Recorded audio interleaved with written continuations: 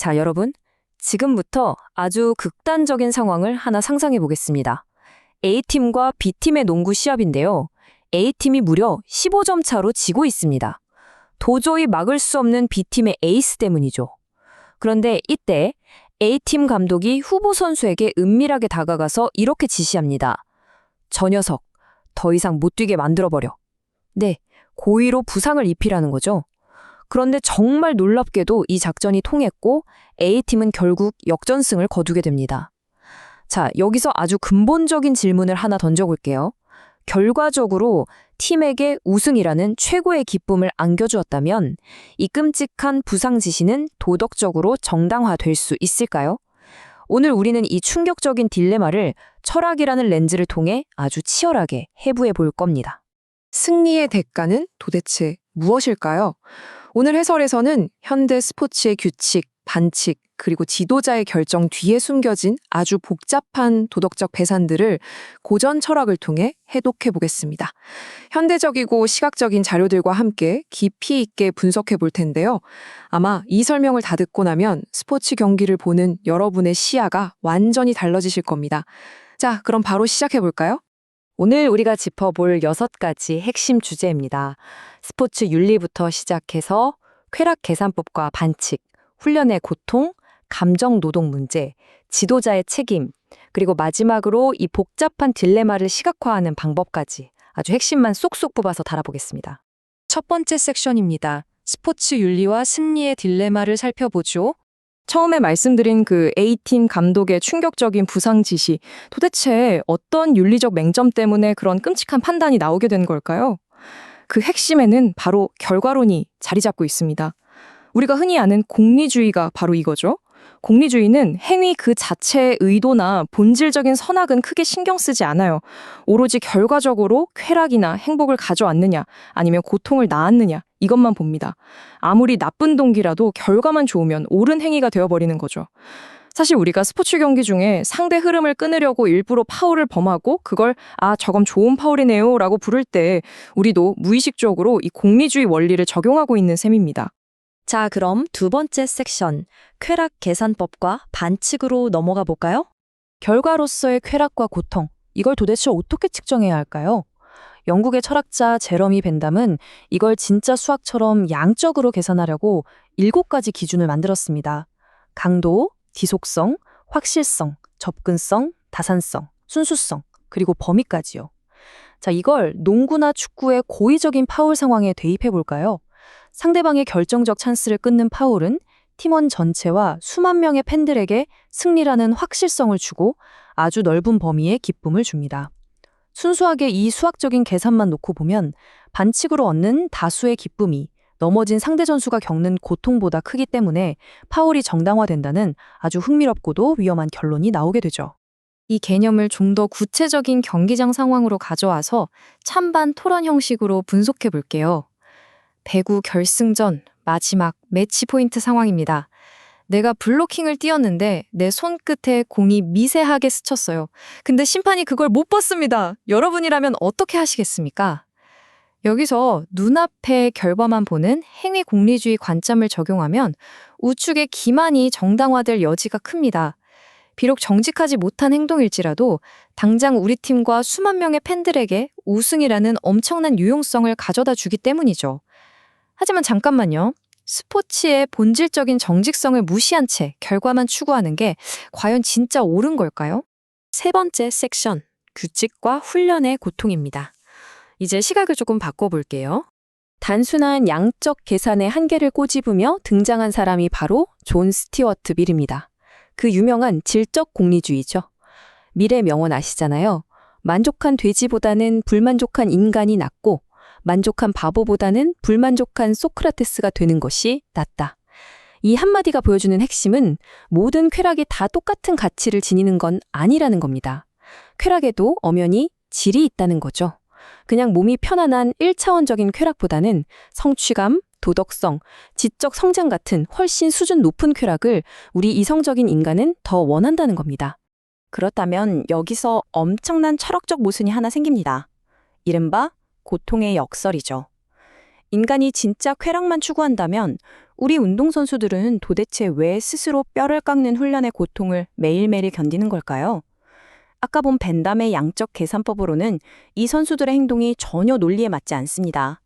보장되지도 않은 승리를 위해 매일 고통받고 있으니까요. 하지만 미래 질적 공리주의 관점으로 보면 완벽하게 설명이 됩니다.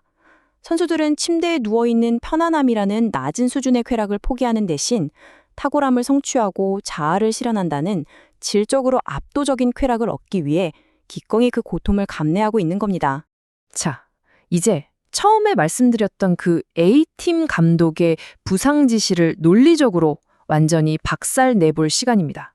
행위 공리주의는 눈앞의 상황만 보고 어쨌든 이겼으니 된 거 아니냐라고 합리화할 수 있죠. 하지만 한 단계 더 나아간 규칙 공리주의는 다릅니다. 어떤 상황에서도 고의적인 부상을 입혀서는 안 된다는 이 보편적 규칙을 지켜야만 스포츠라는 생태계 전체에 장기적인 유용성이 유지된다고 봅니다. 만약 이 규칙을 깨버리면 스포츠 자체의 존재 의미가 붕괴되겠죠. 그렇기 때문에 감독의 부상 지시는 승리를 가져왔다 하더라도 스포츠의 존립을 파괴하는 명백한 악행인 것입니다. 네 번째 섹션입니다. 프로스포츠와 감정 노동에 대해 이야기해보죠. 자, 이제 이론을 넘어서 현실의 프로스포츠 현장으로 가보겠습니다. 소비자인 팬들의 요구와 스포츠의 공정성이 정면으로 충돌했던 사건, 바로 하승진 선수 사례입니다. 경기 중에 심하게 다쳐서 퇴장하는 선수에게 한 관중이 조롱을 던졌고 선수가 크게 분노했던 일이죠. 여기서 우리는 선호 만족이라는 개념을 짚고 넘어가야 합니다. 프로스포츠에서 팬들은 자신의 즐거움을 위해 선수를 소비하고 선수는 고도의 감정 노동자가 됩니다. 자연스럽게 불균형한 권력 구조가 생기죠. 그런데 만약 팬들의 선호, 만족, 즉 팬들이 즐거우면 그만이라는 결과주의만 무조건적으로 옹호하게 되면 어떻게 될까요? 선수의 인격은 짓밟히고 매우 폭력적이고 독성 있는 팬 문화로 변질될 수밖에 없습니다. 이번엔 윤리 전문가의 입장에서 이 도덕적 판단 과정을 좀 더 냉철하게 비판해 보겠습니다. 자, 단순 공리주의 계산법에 따르면요. 행위 1은 전체 행복의 합이 플러스 100이고 행위 2는 마이너스 100입니다. 단순하게 보면 무조건 행위 1을 택하는 게 맞죠. 그런데 내막을 자세히 들여다보면 행위 1에서는 특정 한 사람이 마이너스 500이라는 아주 끔찍한 고통을 받고 있습니다. 즉, 다수의 행복 총합을 핑계로 한 개인의 극단적인 고통이나 왕따, 차별을 철저하게 묵인해버리는 겁니다. 이것이 바로 공리주의가 보편적인 정의와 정면으로 충돌하는 가장 치명적인 약점입니다. 5번째 섹션, 지도자의 도덕적 책임입니다.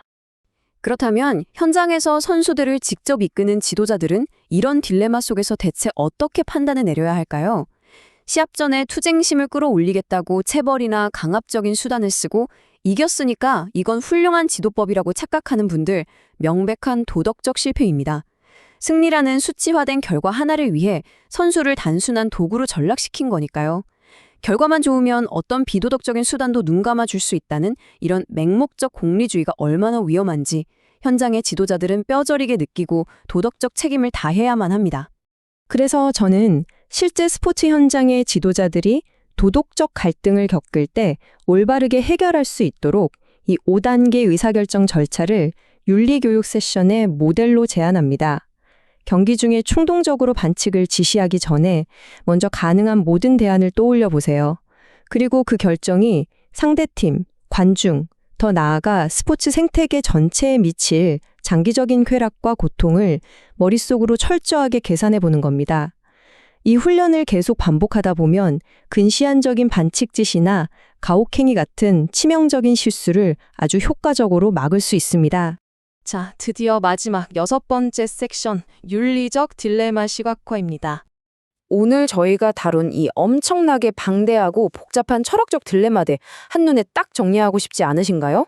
이럴 때 바로 바나나 NL 크롬 확장 프로그램을 활용하는 겁니다. 이 툴이 우리가 논의한 치열한 철학적 논쟁들을 시각화하는데 진짜 강력하거든요. 복잡한 디자인 프롬프트를 저장해두고 재사용하면서 챗 GPT나 제미나이 같은 AI와 연동하면 방금 우리가 머리 아프게 고민했던 그 논리 구조들을 아주 깔끔한 인포그래픽으로 단숨에 뽑아낼 수 있습니다. 학습 효율이 말도 안 되게 올라가죠. 여러분이 바나나 NL에 당장 저장해두고 써먹을 수 있는 아주 실용적인 프롬프트 예시를 하나 알려드릴게요. 이렇게 입력해 보세요. 벤담의 양적 계산법과 미래 질적 공리주의를 스포츠 반칙 상황에 초점을 맞춰 대조하는 인포그래픽 비교표를 생성해줘. 어떠신가요? 이 한 문장만 있으면 텍스트로만 둥둥 떠다니던 추상적인 철학 개념들이 눈에 확 들어오는 명확한 비교표로 변신합니다. 전체 맥락을 직관적으로 이해하는데 최고죠. 자, 오늘 해설의 진정한 마무리는 로버트 노직의 유명한 쾌락기계 사고 실험으로 해보려 합니다. 여러분, 훈련의 고통이나 패배의 쓴맛은 전혀 겪을 필요 없이 그냥 버튼 하나만 누르면 매번 챔피언십에서 우승하는 환희를 뇌에 직접 쏴주는 완벽한 기계가 있다면 여러분이라면 그 기계에 접속하시겠습니까? 아마 대부분 주저하시겠죠.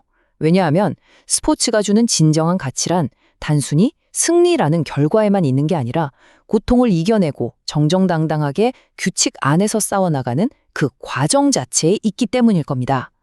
오늘 이 해설이 여러분의 윤리적 시야를 한 차원 넓혀주는데 큰 도움이 되었길 바랍니다. 앞으로도 스포츠를 보실 때 이런 철학적인 질문들을 스스로 던져보시면 훨씬 더 흥미로우실 겁니다.